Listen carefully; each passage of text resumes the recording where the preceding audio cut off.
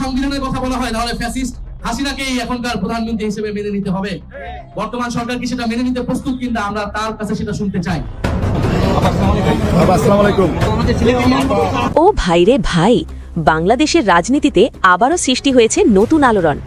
দেশের সর্বোচ্চ রাজনৈতিক কার্যক্রমে আবারও সাবেক প্রধানমন্ত্রী শেখ হাসিনাকে ফিরিয়ে আনার বিষয়ে ইঙ্গিতপূর্ণ বক্তব্য দিয়েছেন বর্তমান প্রধানমন্ত্রী তারেক রহমান। এমন মন্তব্য ঘিরে রাজনৈতিক মহলে চলছে তীব্র আলোচনা ও বিশ্লেষণ। জয় বাংলা, জয় মানবতা এই বার্তাকে সামনে রেখে দেওয়া বক্তব্যে কেউ দেখছেন উদার রাজনৈতিক দৃষ্টিভঙ্গির নিদর্শন, আবার কেউ বলছেন এটি সময় উপযোগী কৌশলগত অবস্থান।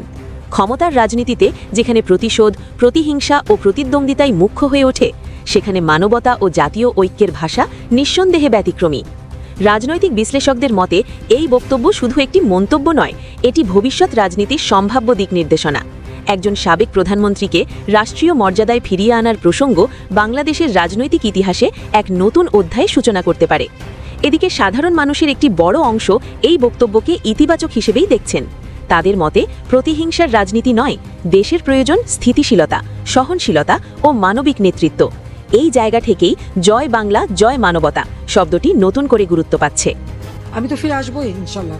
আমার মৃত্যুদণ্ড দিয়েছে, আমি পড়া করি না, আমি আসবো, সময় হলে আসবো।